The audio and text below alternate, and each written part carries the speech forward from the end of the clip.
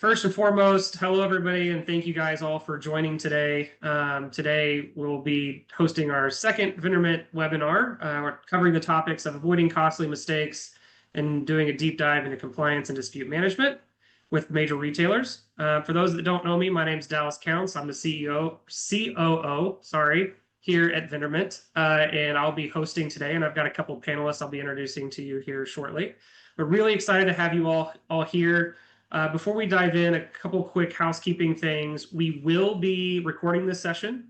It will be available on our website. We'll also send it out. So you will have this post webinar. This will be coming out to you. Also, a quick ask is that we want this to be engaging and we want to interact with you guys. So throughout the webinar, please feel free to use, there's a button at the bottom called Q&A. Feel free to submit any questions you have in there. And we will do our best to get to and address all the questions that you guys may have. And then now we'll go ahead and kind of get started with some of the content. So for those that may not be familiar with Vendormint, just a quick overview. We're a revenue recovery and cost avoidance company. Our intent is to help our clients be able to recover lost revenue that may be due to invalid deductions, and then also help them avoid making what may be valid deductions that could be impacting their P&L. So today we're going to really dive into some of the specifics around deductions, disputing, returns, some of the contractual and compliance aspects, and we're going to do that from a couple different standpoints, whether that's through your retailer agreements, how you're managing your process, from your document collection, things you need to know about that. And I'm really excited to get into this because today we have two experts that do this every single day and have been doing this for many years. So I'm going to do a quick little introduction here. First, Brad Martin. He is our director of product here at Vendormint. Brad has been in the retail industry for over 20 years, doing everything from leading supplier teams with the retailers to tech and product development, all the way over to deduction management. And then we have Gautney, or Angie Gautney, who is our senior dispute specialist here at Vendormint.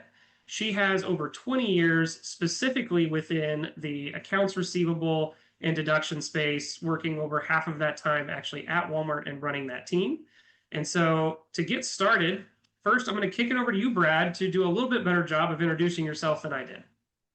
Yeah, no, great. I'm glad to be here. And so, like Dallas mentioned, being on the supplier side and being introduced to it has been a huge benefit for me doing the product side of this. But, I started being introduced to a Walmart account, trying to dive into what deduction is. And like everybody on this call, you're the expert for the whole company, even though you've never seen it before. So I'm used to all that, and it's been great to solve it. And then I transitioned from that role into more working on, analytics and supply chain for different companies, and then shelf automation. And then I've actually worked with deduction management at 3 different companies. And like I said, I've been dealing with it from a very overwhelming sense when I first walked into it. It's been a passion of mine to work on deductions, and I'm happy to be at Vendormint. Brad is probably in the minority where it is his passion to work on deductions. I think many of you probably attending or listening, it's more of your pain point than your passion. So we're excited that Brad has this as a passion and was able to join the team. Angie, I'm going to kick it over to you. If you could give us a little bit more detail on your background as well. Okay, so again, I'm Angie Gautney. I started my career at Walmart, seems like forever ago, at a store. I've worked everything in the store from front end to whenever they used to have layaway, customer service, DSD receiving, processing returns. I worked in the deli section. I worked in meat, seafood. I did grocery. Whenever I left the store, I transitioned to the Walmart home office, where I went to the team where they actually would reconcile the invoices to the merchandise receipt at the warehouses, and anything that would fall out from matching is what I started doing. And then I went to the dispute resolution team, which was deductions, which was very scary because people kind of yell at you because they're like, why are you taking my money? You're doing this on purpose. But it's really not intentional, right? It's the way the process is set up. And eventually worked my way up to being the department manager, where on my team, we had a little over 100 people on our team at one time. The team consisted of Walmart warehouse, store, Sam's, eventually brought in Puerto Rico and Canada. And then we also had the settlement team, which doesn't exist any longer, in return center settlement, and a few other little processes in there as well. And it was something that I found was difficult, and it took a lot of time to learn. But like Brad, I like problem solving. And so I like digging into it. And so I learned to really ask a lot of questions. And I worked with logistics at Walmart a lot to understand the receiving process, how Walmart systems match, how they file claims. I was there whenever they transitioned to SAP, help with that. And then before I left Walmart, I helped getting everything transitioned from stacks of paper that we have to send in packets to an automated process to push forward, which is today what they use is APDP. And after I left Walmart, I've done everything basically the same, but in reverse. So everything I've learned for Walmart, I've taken and tried to utilize that knowledge to help suppliers reclaim money back from Walmart, but not just reclaim money, but how to fix the problems if I can, so we don't have those problems anymore. Nice. I think that's a really big piece that you hit on there at the end, right? And one of the things that we really want to focus on, not just in today's content, but as an overarching theme for us here at Vendormint, is not just getting the money back, but helping solve the problems. I really like how you said that, Angie. All right, let's dive into some of the prepared content. And before we do, just a quick reminder for all those that are on listening, feel free to please use the Q&A button at the bottom or the chat at the bottom and add in your questions. And as those come in, I will work those into our session and or address them at the end of the session in a Q&A section. So please, we want to have your involvement. Make sure you add in those questions as we go through the content. So let's go ahead and dive in. Brad, I think this might be a question that would be one, especially with your background, that could be for you. And the question that I have for you is, where do suppliers need to begin diving into compliance for dispute management? Yeah, no, that's a great question because, and the first answer is start small, because like I mentioned, it's a very overwhelming process with hundreds of deduction codes and what is required for all these different things. So when I say start small, that means, this is coming from using Walmart example because they published this. They have like 15 deduction codes that are 80% of the total deductions for them. So if you're an expert in those 15, the majority of your work, it's less overwhelming to be an expert in 15 than 180. And so that's really one of the key things, is to start there. And then really piggybacking off of that is, review all the available retailer documentation they have. I would say Target is the best in overall of all retailers about documenting everything on all their processes and how to do it. But, many of the others have very specific and good documentation outlining that to help you. And then also you'll want to go in and just understand how your organization is retaining shipping and EDI documents, because that comes into play when you want to dispute later. But how is that all handled today? And if there isn't a good process, develop a cross-functional process on storing those, on the documents and images for disputing. You get your whole company in line. And so I don't know, the last thing I would say probably is getting the quick wins by analyzing the data in depth. Looking at historical deductions and what are the types that is most common, and digging in of maybe some quick wins that can and get the team up to speed and give you a win to get everybody else excited about working on deduction management. Yeah, I love the idea of getting the quick win, because to your point, this is not most people's favorite topic, and it can be very difficult and tedious to manage. So, all right, moving on to the next question. Angie, I think this one might be good for you with your background, but what are some of the hidden challenges or common mistakes to avoid as it relates to deduction dispute management?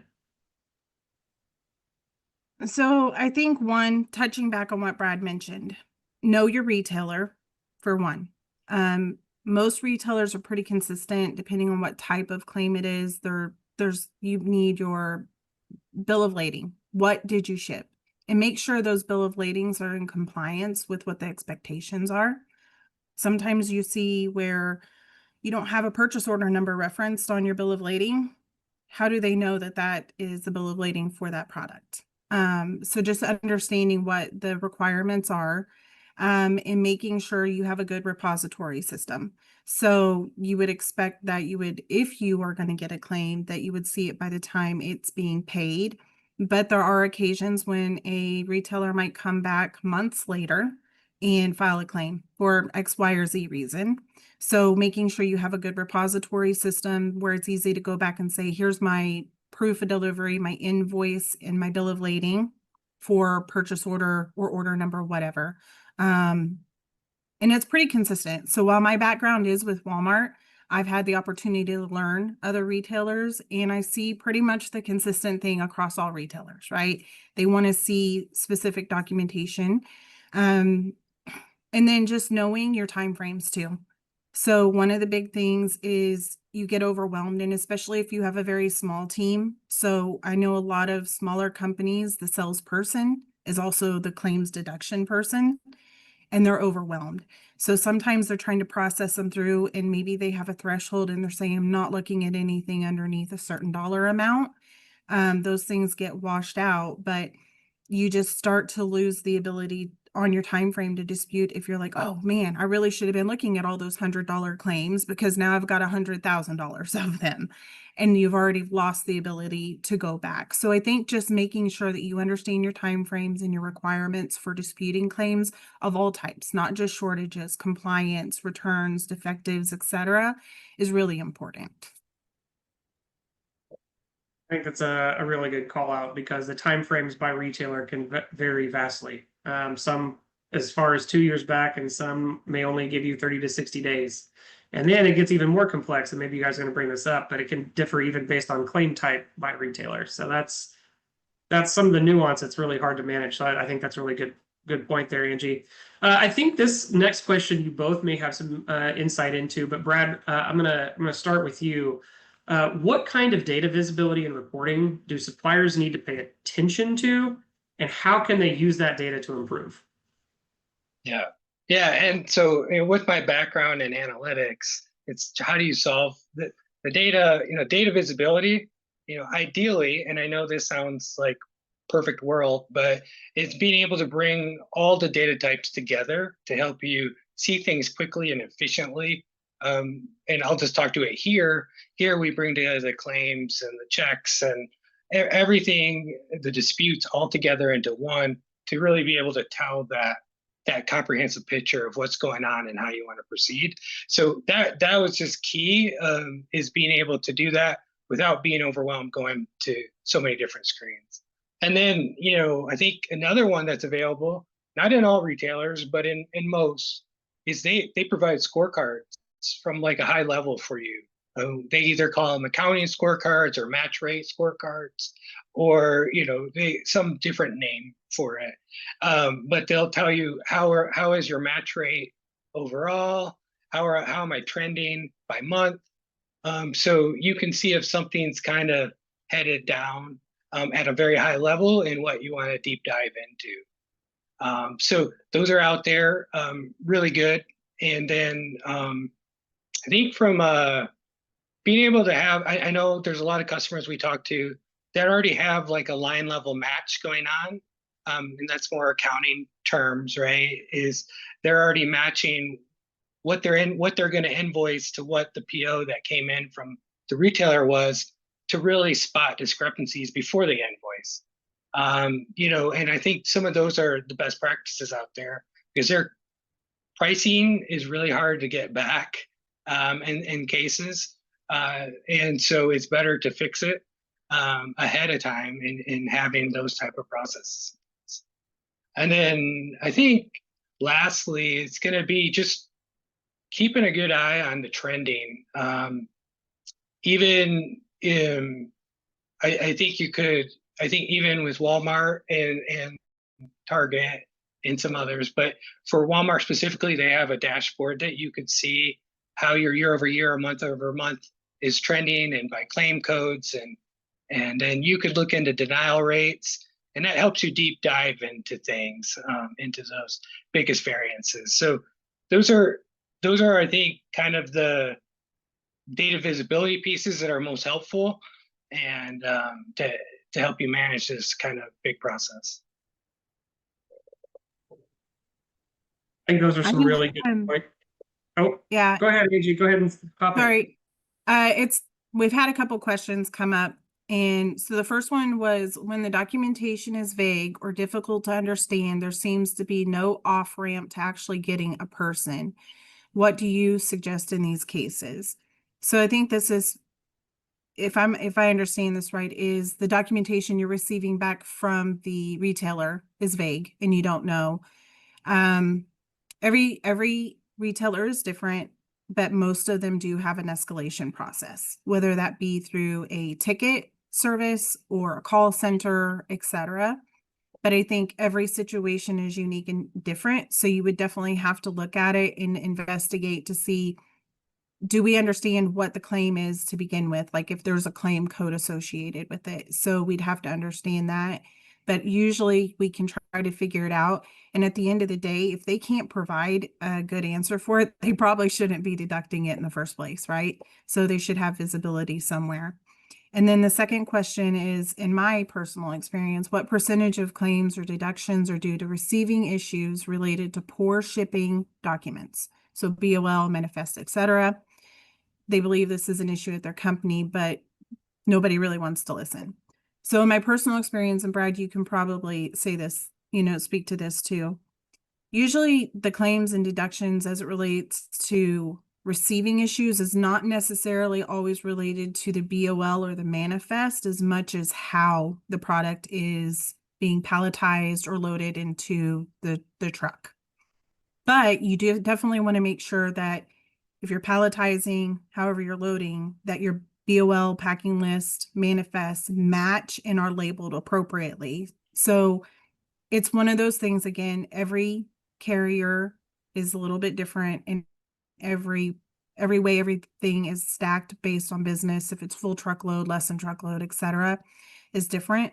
Those would be ones where we would want to deep dive and say, let's look at your logistics practices and your claims and then go from there. But it does happen a lot. I wouldn't say that it's necessarily that it's poor shipping documents as much as could possibly not a poor process, but a not well executed shipping process. So sorry to interrupt, but no. And then there's other things, even some of the automation in the warehouses is fixing some of this, but in the past, talking to customers, they get really nervous about shipping boxes with different products in it that are the same size. I've known some customers that go as far as having different color tapes on each of the boxes by product to make sure when it's received in by the retailer, they don't just auto scan it thinking it's the same thing. So there's a lot of things people have done that can also come into play. Yeah. I think this is maybe a great segue into one of the next questions. So one of the next questions I have is, why is managing proof of deliveries and bill ladings so critical when disputing deductions, and what common documentation errors do you see? Yeah, and I'll take that, because it is definitely a segue right into it. It's perfect, and so I mean, for the most part, the sheer volume of where a POD or proof of delivery or a bill of lading is needed. Again, I'm going to go back to the Walmart, because Walmart did reporting on it. Of those top 15 claims that they talked about that are 80%, 7 of those claims need bill of ladings and proof of delivery. So it's going to happen often. And so that's really important and critical, just in the amount that you'll be dealing with. And then based off of that, if you're not organized as a company, and that's what I found when I was on the supplier side, it's real. You spend most of your time chasing after documents. Can become the most consuming part of disputing, and miss opportunities because they're expired after a certain point. But I mean, for that point exactly is why we invest in AI at Vendormint to help this whole process be easier for our team and be able to match them exactly. Because BOLs can be difficult as well. One of the other difficult things about BOLs is uniform BOL. Yeah, the master BOLs, and you may have like 40 BOLs. Supplemental. Yep. Yeah, it's just a lot going on there, and so that creates a lot of complexity to manage that. And Angie is a master at all these different things. And even Angie, I don't know, from an access standpoint, if you're not doing a good job gathering proof of deliveries, there's going to be places like UPS or FedEx that stop storing your documents after 3 months. So if you're not doing it front, you're going to miss out. Yeah. So, and depending on your shipping terms, and it varies from retailer to retailer and account to account. And I've even seen within Walmart, you can have 2 or 3 different shipping terms, right? Making sure that you have the appropriate proof of delivery to support your claim, whether that be a current deduction on the PO or a later post-audit deduction, because I'll see post-audit deductions coming through for saying you didn't maximize, your container. You didn't ship appropriately on your BOL. And then you could say, no, here's my BOL and here's everything that shipped, just making sure that you have all the documentation easily obtainable and in order, and knowing that I shipped collect, so I need X, Y, and Z. Yeah. This was shipped small parcel, so I know that I need to retrieve the signed BOL for Walmart specifically, their signed proof of delivery sheet for each case invoiced. Knowing the complexities of the POD process for disputes is important for each retailer, and it varies again from retailer to retailer. Yeah, and Angie talked about it a little bit earlier, is not having the stamp or the purchase order on the proof of delivery, and that can cause it to be rejected. But it gets hard from a volume standpoint, depending how big your company is. Like in our AI, we look for, is there a purchase order? Is there a stamp? Just to prevent wasted effort on behalf, because knowing that the retailers are going to reject it with that. Yeah. So we had another question from the audience that I think, Angie, this is actually directed specifically to you, that is also along the same topic. And the question is, it says, Angie, in your experience, what percentage of claims/deductions are due to receiving issues related to poor shipping documents? That's the one I answered before, kind of segued into this. So yeah, it just, again, it may not necessarily be the documentation portion. It could be a part of it, right? But it's not necessarily going to equate that if my BOL isn't 100% perfect, that I'm going to get a shortage, but you want it to be perfect in case you do get a shortage claim. Okay, so moving on to the next question. Let's see here. Angie, I think this is probably for you, and we've touched on this a little bit, but maybe you can bring it home for us. It's, what are the best practices to ensure claims are worked properly and reviewed during the first dispute? Right, so we've already touched on a little bit, but one, know your time frame. Make sure you're getting it in as quickly as possible and within time frame. Make sure that you understand what that retailer's requirements are for review. So if it is a signed bill of lading and a manifest, you attach both of those. If it's also an invoice, attach the invoice. And you want to make sure that if you're giving a dispute, whether that's through a portal that they have, or some of them are still through email, you're giving as much detail and context as to why you don't believe that that claim is short, and provide that documentation as well. So if you can see, I'm just going to use Walmart because that's what I know the best. But with Walmart, if you're a collect shipper, you have your BOL, you know that you had 10 POs go out on one load, but you have a shortage on PO1 and an overage on PO2. You want to present that information to say, hey, all of this shipped on the same load and there was a misapplied freight for, who knows what reason. We're not saying Walmart's not perfect, but we know they're not. But, and you want to present that so that whenever you're doing first touch, hopefully it'll be worked correctly and timely, and then it's resolved. Provide as much detail as you can. If it's a pricing issue, sometimes those things you need to make sure you have emails attached to say, no, this is the negotiated price. This is my purchase order from your retailer, and this is what I invoice. So this claim for pricing is incorrect. So if you can provide the documentation to support your claim, you want to put that package together the first time, give them as much clear information as possible. And if more is needed, hopefully they'll keep that dialogue open and you can get more as needed. Mm-hmm. Really, really good feedback. We got a couple more questions coming in. I'm actually going to move I'm going to hold on those just for 1 second and get it to another one of the questions that we had on our list, and then I will come back. So don't think I'm missing your question. The next one, I'm going to kind of put these maybe together, but the next question I'm going to ask Angie, I think this is probably for you, but Brad, you could also chime in. What does your typical workflow look like from identifying invalid deduction to submitting the disputes and then reconciling recovery? So for me, whenever I'm looking at an account, fresh eyes, never seen it before, I want to see everything. I want to see all your payments. I want to see all your deductions. I just want everything, the good, the bad, the ugly. I just want to see what's happening. I'm looking at the oldest stuff first. So if I have 18 months to dispute claims, I want to look at my oldest stuff first and see what's outstanding, whether it's already been denied, was it denied incorrectly? Is there a way to rebuttal that claim and redispute that before it expires? We want to take care of those. Or if it's never been disputed, let's get that in if we feel like it's an invalid claim. And we have POD, or documentation to support that claim.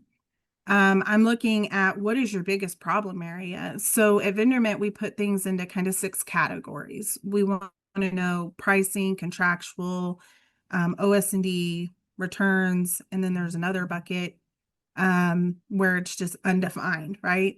And so if you have a lot of returns issue, let's look at your contracts. Let's dig into that.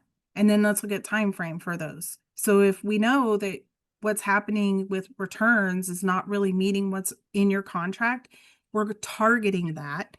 So we can hopefully stop the bleeding, but 2, how can we help you recover funds? What can we do to escalate those and get that to be resolved?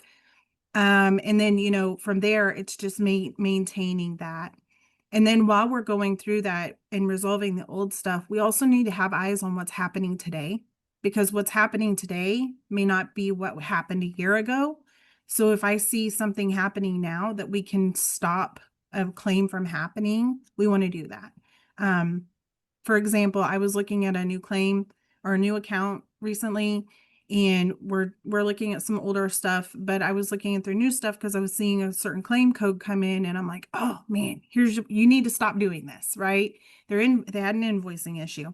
And so we gave them direction on how to fix it. They stopped doing, the claims stopped happening. So it's taking into account that even if we're not working on current stuff, we're still here to support your team and stop the bleeding from happening, as well as getting the old stuff cleaned up. I really like that thought process, Angie, of categorizing where you have your opportunity, looking at the timeframes you have to dispute, making sure you're working the oldest first, and then focusing on the areas where you have the most opportunity. And then once you have gone through that, you kind of come back to the maybe the harder things to solve and get that done. I really like that process. One question that we had from one of our listeners is, it says, say I have supplied all the correct documentation, signed to be well in the dispute. However, the retailer keeps asking for the correct signed BOL as their feedback in the dispute. What is a good next step? So first thing I would do is make sure you look at their requirements. So hopefully they have some kind of shipping requirements documentation on what they expect on a BOL. So I can see that sometimes if you have a master bill of lading and a supplemental, if you're only providing the supplemental, they may be also asking for the master bill of lading in conjunction, or vice versa. So they want to see the specific. Making sure that you have a carrier signed bill of lading. Sometimes, depending on the bill of lading, the shipper and the carrier signatures like stacked on top of each other, and at a glance, it's only the shipper signature. So making sure you have the appropriate carrier signed signature, making sure you have a PO number on there, you have a pro number, an MABD date. It's just I would need to see it, to say that why. And if it's specifically just wrong, escalate that and say, I have followed the guidelines. Everything that is being required is on here. I don't understand why you keep rejecting it, because what is needed is provided. Sometimes it's a human error. If it's somebody who just mistakenly denied it. I don't know without seeing it, and there could be different variances on why that could be happening. All right, thanks, Angie. I'll come back to the other questions from the listeners here in just a second, but moving on, have kind of a specific question, I think, Brad, for you to answer. We recently received questions about things like Code 88. Can you shed some light on this topic and other recent industry news that suppliers should be aware of? Yeah. And Code 88, it's just a confusing topic and of the amount that it's increased. And so Code 88 is specific to Walmart. And so in that case, it's something in Walmart is, we've seen it in a lot of supplier groups. Every discussion we have with customers, they're wondering what it is. So at the end of the day, Walmart's, they finally put together a process to catch repayments that may have been improperly given since it was outside the compliance time window. So maybe you put something that was from 3 years ago, and in their agreement, you can only go back 2 years, but their system allowed that. And so they're just going back through, kind of doing a post audit type relook and finding where those situations are, and it's creating a lot of claims for people that had accidentally done it. Maybe some in the community knew there was a gap in that, and so, but Walmart found out, and they've kind of closed that, and that's what you're seeing. Those payments are taken back. It just makes it annoying for your accounting team trying to deal with that being taken back out. And I think too, just real quick on that, is sometimes Walmart has made a lot of improvements specific to Walmart in the past 2-3 years of automation in the way that their process works things. And so sometimes in their algorithm, things may have been paid mistakenly and posted to a wrong account. And those could be a refile on a claim that was paid in error. And it may not even be time frame related. It may have just been paid in error. But with Walmart, you do have the option to request backup documentation to get an explanation of why that was reversed. And so at least you do have an avenue to ask why it was reversed to get clarification. And then that way you can proceed with how you handle that deduction, whether it's an acceptable one or it needs to be redisputed. Thanks, Angie. All right, I'm going to go to one of the questions from the audience here today. This is specific to Walmart. So Angie and or Brad, I think this is probably for either of you. What is Walmart's current schedule for archiving Nova and appointment scheduler? One of the most frustrating aspects of researching claims and deductions is archive timing at Walmart. As well, virtual returns and misclassified returns, manually created POs during the receiving process, and at the Walmart DC are becoming more of an issue. Any advice? So I guess there's actually two questions there. First question is the archiving timing of Nova and appointment scheduler. Second question is virtual returns, misclassified returns, manually created POs during the receiving process at the Walmart DC are becoming more of an issue. Any advice? So break those up into two. Brad, I'll let you touch on Nova. You know Nova a lot more than I do. And it's not always going to be Nova. But yeah, from every system, there's a piece where it drops off and they truncate the data. I know, there's multiple places to get PO data, from OTIF to Nova, to Supplier One, and so each of them have different time frames. So there's no good way to do that.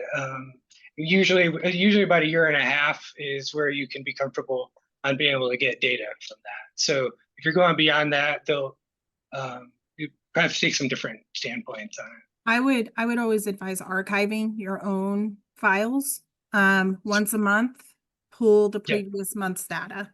Once you feel like everything's finalized, or once a quarter. And then that way you have an archive somewhere. So if you have an issue with a post audit or some other claim, you have an archive to go back to and say, hey, based on our records, we have X. Yeah, and that's true. You always have your EDI PO and what you sent back as your ASN if you're sending ASN. Yeah. So archiving Nova, OTIF, SQEP, ASN, DSDC, like I got all these things in my. I archive a lot of stuff. I'm a little data hoarder. It's kind of bad, but I like it because it'll be like, oh no, I got that from 2 years ago. Hold on. But I like going back and being like, no, I know I have information somewhere on that. But I would do that. And then as far as PO creation, so that's probably problem freight. So again, every company is unique, and we don't want to say that this is what happened, but it could be problem freight. Maybe it shifted during transit and pallets got shifted, boxes fell off, and they're not sure what POs that went to. Maybe you accidentally did ship too much and they don't know what to do with that freight. I mean, there's a lot of different scenarios that could go into that one. Yeah, and then here, part of what we would do, post audit, something we always want to help our customers with too. And so as we partner with people, we store off, the PO data that we're downloading on their behalf. So that also helps, over time if we are partners. Yeah. And then I know there was a question in that too about virtual returns and misclassified returns. I would say as a whole, across all retailers, returns and defective claims are a nuisance for every client and for every retailer. They're a hard part of the business. Virtual claims are supposed to be a very specific criteria specific to Walmart on what it's supposed to be. But they've also started what they call the CSA program, the customer satisfaction, something to that effect. I can't remember it off the top of my head. It's claim code 120, where they give credit for the merchandise and it falls underneath that virtual claim, how it's coded. There's a lot of discussion, I know, internally at Walmart around returns and in the supplier community. And I will say that we do have a return specialist here at Vendormint who can help answer those questions if we have that data in front of us, because every single situation is going to be unique and different across every supplier. And even every type of return could be different. So returns are just kind of a bigger project and a different conversation that we could probably spend hours talking on. we won't do it here. Don't worry. No, there's not enough time on that. Thank you, Angie. All right, I'm going to bounce back to some of the other questions that we had here. So, when auditing historical deductions, what's your approach to uncovering losses that clients may have missed? Does this differ from one retailer to the next? So I think, Angie, this is probably in your wheelhouse. I think what I'm finding as I've learned more retailers is that their systems are a little different, but at the base of it, the process is the same. They all have some kind of invoice matching to a purchase order, usually, right? If they have that clearly outlined where you can see it, it's easier to see those discrepancies. And luckily, we have an amazing IT team. And using AI tools, we've built some really great tools that helps us to identify a lot of issues very quickly. If you have pricing issues, is that truly a pricing claim by appearances, right? Or is it a pack quantity issue? Is it an invoicing issue? We can see overages and shortages, at a click of a button. And we can see if a claim appears to be valid. Excuse me. But I think that just having really good tools at our disposal helps us. Excuse me, Brad, you want to step in for a minute? Yeah. No, being able to just with the way that we are getting into the weeds a little bit, the way that we can roll up from line level, helps us be able to see those things for quickly and be able to see, all the things that we've built into it to help our team know exactly what to do with the claim they're looking at. Yeah. And I apologize for that. But I will also say that even with the tools or without them, I know that I've looked at an account before who had millions of dollars in claims, and there was no reason or rhyme to it. They couldn't figure it out. And just by looking at their invoices, they had a pack quantity issue that was creating false shortage claims. And we were able to get it fixed. And then their deductions went from over $1 million a year to maybe 30,000 in a year. So it's just, if you can look at it where they couldn't figure it out, knowing what we know and using the tools we have and the knowledge allows us to fix problems. All right. I'm going to give Brad you a question so Angie can grab a glass of water. Yeah. All right, Brad. So this one's for you. How should brands balance recovering past issues with preventing future ones through optimized compliance processes? Yeah. And this is a great question because it comes down to your strategy. And the answer, I'm sure your boss would say is do both, right? But it is kind of true. You can, do I worry about the past or do I fix things moving forward? What's best? So to maximize returns and your effort, I would suggest like looking at your claims that are about to expire and take care of those. And that gives you time to put proactive pieces in place to prevent future ones. So you're not missing out because, if there's a 2-year window, making sure you go after the things that are about to expire gives you time to kind of put in some of the proactive things. But I guess it also depends on just how big the existing issue is causing from a pricing standpoint or other things. But proactive is going to be easy. A lot of times it's going to be like some sort of pricing issue, rounding issue that you can easily fix from that side. All right, thanks, Brad. All right, we're gonna go back to the audience questions here. So, Angie, this might be specific for you, but the question is, when shipping to Walmart via FedEx, with their account number, we can't get signature only that it was delivered and when it was delivered. But Walmart tells us in order to review the claim, they need the signature. How can we get it? So there is a way to get that. It's basically collect shipments on small parcel. And so you need the Walmart FedEx account shipping number. And there is a way to get it. They don't publicize how to get it.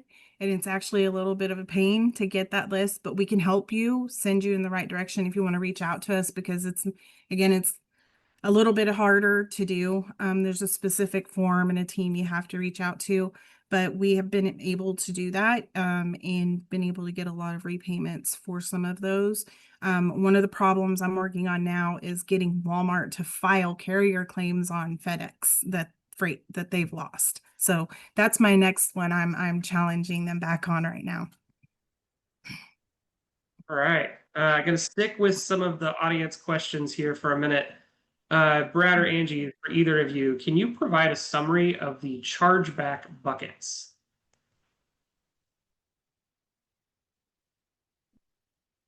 So go ahead. Oh, I was just gonna say, so we put it into the 6 categories. I think this is what you're talking about. So we have pricing. So it's just what do you have pricing claims? So the invoice and the purchase order aren't matching and you get hit with a pricing claim. We have our returns, which we also bucket defectives. So like with Target specifically, they don't really have returns. They have defectives, but we classify them underneath returns. We have OS&D, which is your overshort and damaged. So anything relating to receiving processes are going to be in here. And across most client or retailers, you're going to have different claim codes, but they're all under that OS&D bucket. And then we have contractual. So these are going to be your things that are related directly to your contracts. So do you have allowances? This also is going to encompass compliance. So all retailers have some kind of a compliance program. Oh, Walmart has OTIF, Amazon has their compliance. It's going to encompass that. And those kind of ad hoc other things are in a bucket called other. And then, off the top of my head, what is it? I can't think of it off the top of my head. That's terrible. Yeah, and chargebacks in general are kind of in the accounts receivable area. When you hear somebody say chargebacks, that's what they're talking about, is you're having to send a payment to Walmart or to Target or to whoever on it. It's not being deducted off your invoice. Right. All right, moving on to the next question. And this is from the audience. Please advise if you have direction regarding returns and how to validate them. So we touched on this one a little bit earlier. There are ways to pull information about returns and validation steps you can take. And luckily, we have the privilege of having a returns expert from Walmart, our team. So that helps us a lot too, because they understand that process even a lot more in depth than I do. But there are steps and ways that you can pull it. You have to utilize a lot of different resources.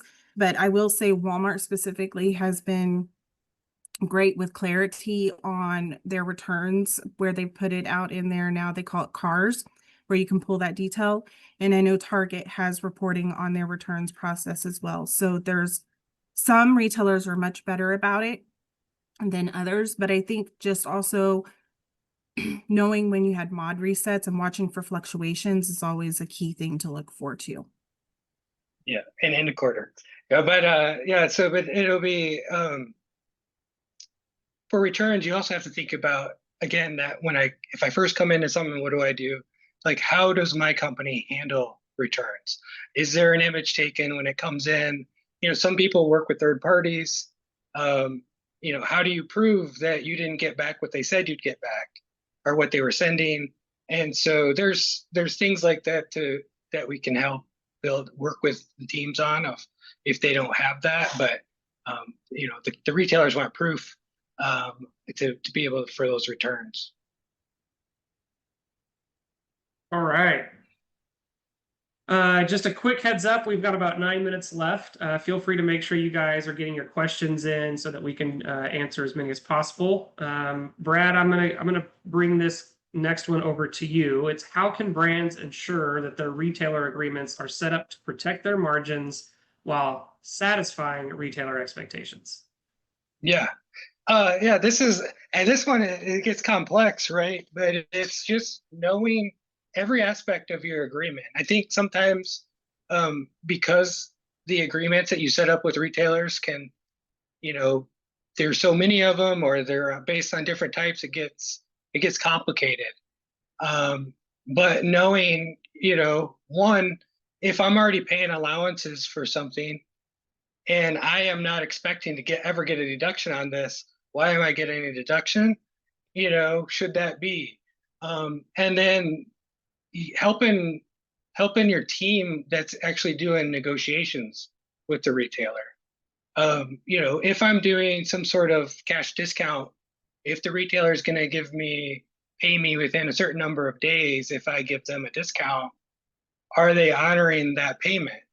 Do we extend that if I want to be able to improve my margins? Maybe we're not getting paid fast enough to offset what discount we're giving. And just, studying the data, is it worth more to increase your allowance percentage or deal with fighting kind of, I guess an easy one to say is your excessive defective claims? What's better? And so again, I think at the end, it's just knowing everything about your agreement and helping the teams help you by improving those agreements moving forward.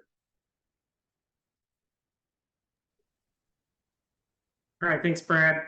Okay, going back to the audience.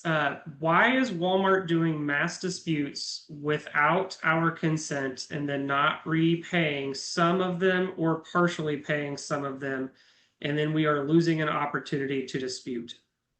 Angie, that might be in your wheelhouse. So the only mass dispute or upload that I know that they do, there's a user ID specifically for it, starts with an A0. Walmart has an algorithm that they put in place that if a claim is filed and they go back and they look again, their system looks again and sees that should not have been filed. Maybe it was late delivery, misapplied freight was found, problem freight, whatever, and then they automatically repay that. So it's not a missed opportunity. But as far as mass disputes, I would need to see this. I think to know more when you're saying, especially if you're saying that some of them are not repaying. So Walmart is disputing it, but it's not being repaid.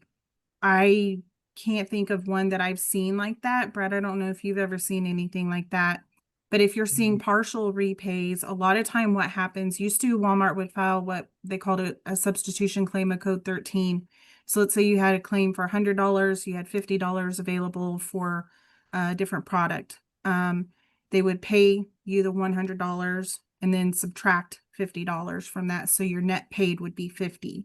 But what they've done now with APDP, at first they started doing the same process, but that created a whole lot of extra lines and work. So now they essentially just pay you that $50, and so you're short paid $50. But if you look in APDP, they should have a claim form that would explain why, and you'll see that code 13 with over one, short one, item number, and then the cost. But if you're seeing mass disputes being uploaded and not paid, and if Walmart's doing it, I cannot specifically speak to that because I don't know without seeing it. Yeah. And what Angie said, that confused me the most at first, was where they have an offsetting claim in a code 13.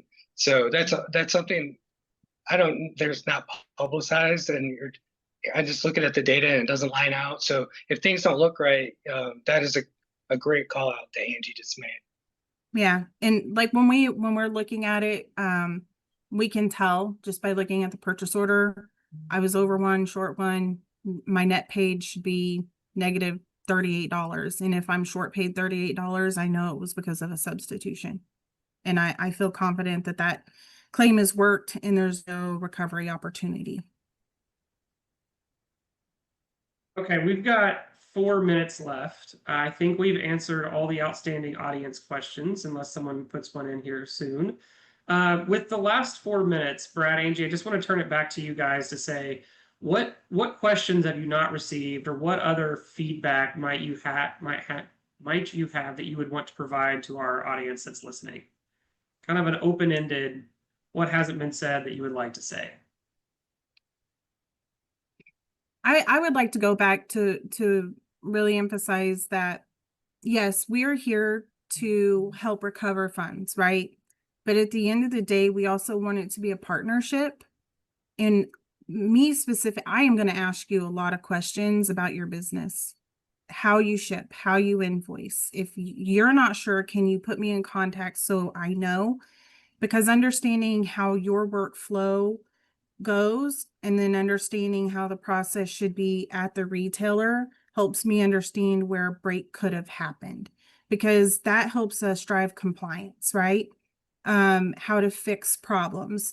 For example, I know we've had a client that had a lot of defective merchandise being done at the store. It was being marked down to 0 as defective. How could it come in and already be defective? What we found out is that the pallets were too high for the product. They had too many layers and it was heavy. So it was squishing product in the bottom layer. So that bottom layer on every single pallet is being defective out.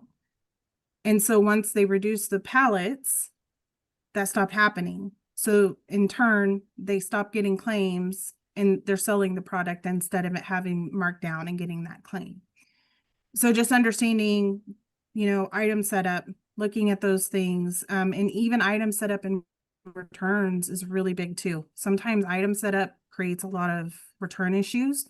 So making sure you're looking at your item files. We're here to build a partnership with you, and just try to make your business better and successful at the same time, building a good partnership, that you feel confident in our abilities. Yeah. Yeah, I think, there's just a minute here or so, but I think for me, it's going to be over the years is just, if you've set up as a strategy thresholds for what you'll dispute across your retailers, make sure it's a real strategy. A retailer or just knows the sheer volume of how much does that 10-cent deduction add up to in a year? And so, you can fix that easily and you see it's a pricing issue. If it's under $100 and they have an algorithm that knows that you don't fight anything over, $100, anything under $100, you're going to miss out. A lot of them could end up there. So just make sure that the strategy fits and maximizes, especially with what we're dealing with now and paying the retailers on more marketing funds or data funds or dealing with the tariff issues. We'd love to be able to look at those and be able to put our technology on it to help you out in those situations if it's just about volume.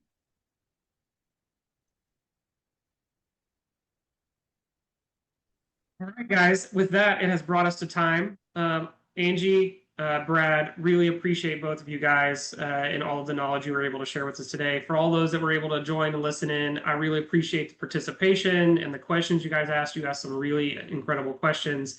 Hopefully you guys have found the value out of this that I have, even in just having some of the questions and learning from Angie and Brad. And we will look forward to seeing you all hopefully at our next webinar that you will hopefully see some news on soon.